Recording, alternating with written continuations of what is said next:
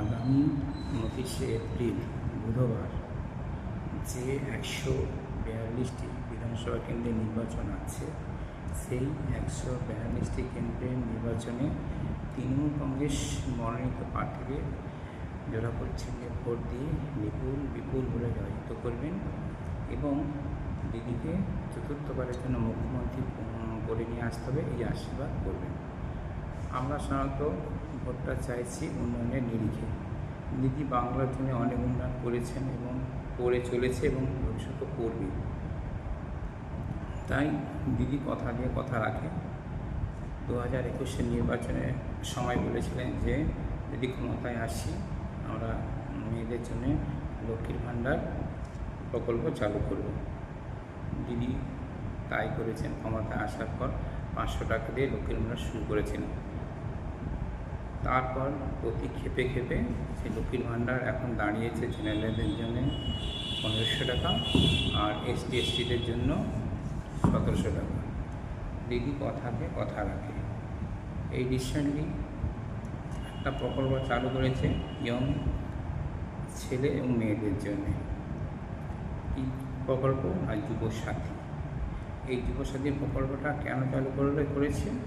কারণ দেখবেন যে অনেক মেধাবী ছেলেমেয়েরা বিভিন্ন এক্সাম দেওয়ার জন্যে পরীক্ষার যে ফর্ম ফিল আপ করতে হয়, সেই ফর্ম ফিল আপ করার জন্যে যে টাকার প্রয়োজন হয়, সেই টাকাটা বা আমার কাছে হাত পাততে হয় বা অনেকে পায় না কীভাবে ফর্ম ফিল আপ করবে।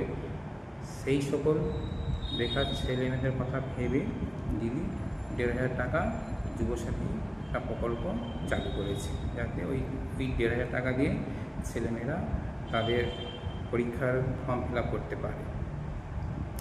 বিভিন্ন প্রকল্পের মাধ্যম দিয়ে দিদি মহিলাদের জন্যে স্বনির্ভর করার জন্যে অনেক কিছু করেছেন। তাই দিদির হাত শক্তিশালী করতে আগামী 29শে এপ্রিল বুধবার সকাল ভোট কেন্দ্রে গিয়ে জোড়াফল চিহ্নে ভোট দিয়ে দিদির হাত শক্তিশালী করবেন এবং দিদির মনোনীত প্রার্থীকে বিপুল ভোটে জয় করবেন। এবং সবথেকে একটা উল্লেখযোগ্য বিষয় হলো ভবানীপুর কেন্দ্র। এই ভবানীপুর কেন্দ্রে গদ্দার সুগন্ধকে গোহারান হারিয়ে মাননীয় মুখ্যমন্ত্রী মমতা বন্দ্যোপাধ্যায়কে বিপুল ভোটে জয়ী করে শুভেন্দু অধিকারীর জামানত বাজেয়াপ্ত করবে। ওই ভবানীপুরে